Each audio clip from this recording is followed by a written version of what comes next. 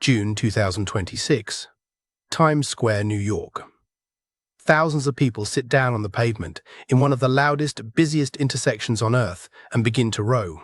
There is no water, there is no boat, there is only a drumbeat, a Norse blowing horn and one word, shouted in unison, row, Norwegian for row. Within days, this ritual had spread from stadiums to subway platforms, from a Boston train station escalator to the floor of Norway's parliament. But here's what almost nobody watching realizes. This ancient Viking tradition is not ancient at all, was invented a few months ago by one man with a notebook. This is the story of how a fan chant became a nation's soft power weapon and what it tells us about identity, belonging, and the business of going viral. To understand why this moment exploded, you need to understand the drought that came before it. Norway had not played a World Cup since 1998. 28 years. An entire generation of Norwegians grew up watching the tournament as outsiders. Then came the golden generation. Erling Haaland, arguably the most lethal striker on the planet, scored 16 goals in qualifying alone. Martin Dorgaard, Arsenal's captain, pulling the strings in midfield. Coach Ståle Solbakken, a man who himself played at France '98, completed the circle. And when they finally arrived in North America, they didn't just show up. They tore through the tournament, 4-1 against Iraq, 3-2 against Senegal, a gritty knockout win over Côte d'Ivoire, and then the statement. Norway beat Brazil, 2-1. Five-time champions sent home. Norway reached the quarterfinals for the first time in their history, before falling 2-1 to England in extra time in Miami. Haaland finished with 7 goals, but strip away the football for a second. 28 years of waiting created something powerful, a nation desperate for a way to express itself on the world stage.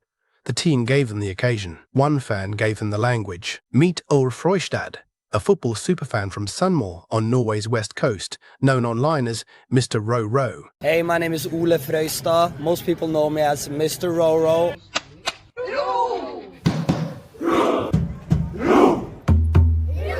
It goes way back. It's probably 10 plus years ago. I remember watching a game with Rosenborg, a Norway soccer team, and they had this chant where they're yelling Rosenborg, but they divide it in 3 parts. So they go Ro, Sen, Borg. And I fell in love with the Ru part. I was like, why don't they just use Ru? It just sounds so much heavier than anything else. Last year, I wanted to make something Viking related, and a light bulb went on.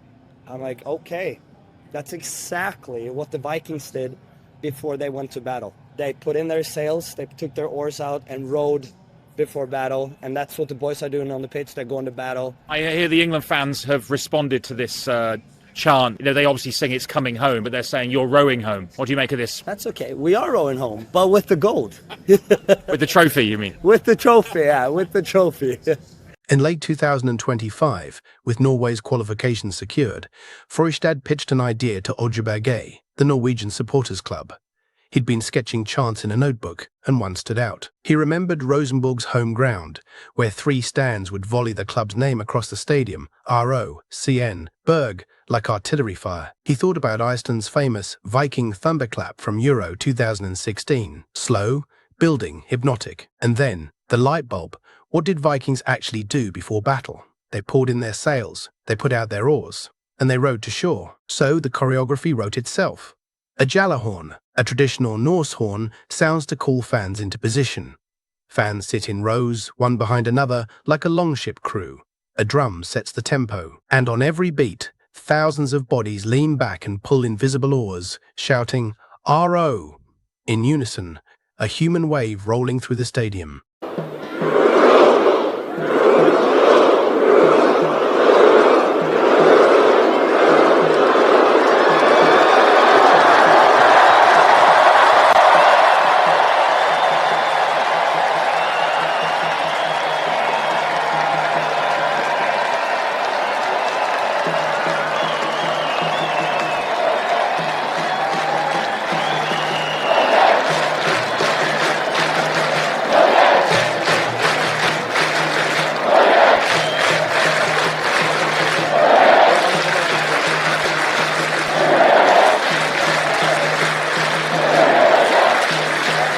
It debuted at scale on June 2nd, at a friendly against Sweden in Oslo, an entire side of Ullevål Stadion rowing as one.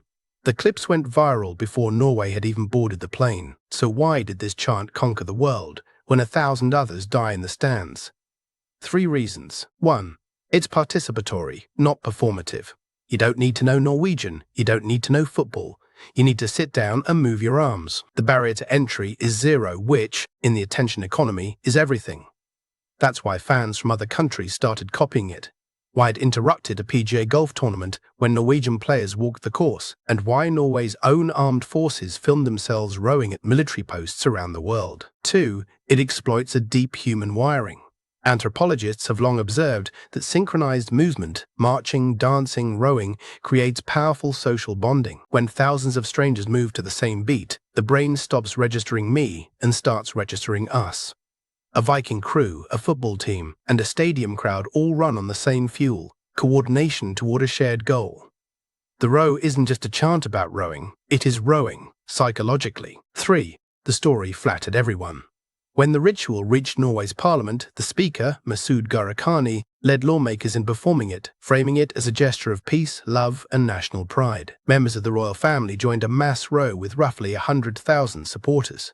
A war ritual had been rebranded, live, in real time, as a symbol of unity. Think about that inversion. Imagery built for raiders heading into battle became the feel-good story of a tournament held across 3 countries and 48 teams. Now follow the money, because someone always does. Norway's tourism authorities openly celebrated the chant as priceless national advertising. Innovation. Norway's travel director praised the global attention it brought the country. Norwegian academics pointed to a measurable spike in interest in Viking Age history and heritage tourism. Even Denmark's media reported that World Cup fans had ignited fresh curiosity about the Viking era, though Norway's Nordic neighbours were reportedly a little irritated that Oslo had claimed the Viking brand for itself. This is the playbook Iceland wrote in 2016. A small nation, a simple ritual, a massive global stage. The return on investment is staggering. No government ad campaign could buy footage of Times Square rowing for Norway for free. Even the details became marketing. Norway shipped 300 kilograms of salmon and over 100 kilograms of brunost, brown cheese, to its team's World Cup base. Every quirky detail fed the same narrative. This small, cold, seafaring nation of 5.5 million, punching impossibly above its weight. For a country, a viral moment is not a joke. It's leverage over tourism, trade perception, and diplomatic goodwill. The Viking row is what soft power looks like in the TikTok era. Norway's team went home before the final. The row didn't. It's still being performed in offices, in schools, at weddings, by fans who couldn't find Oslo on a map. Because in the end, it was never really about football. It was about the oldest human trick there is. Strangers moving together to the same beat and calling it belonging. One fan, one notebook, one word. Row. If you want more stories that decode the forces behind the headlines, subscribe to TNR Global. And tell us in the comments, what's the most powerful fan moment you've ever witnessed?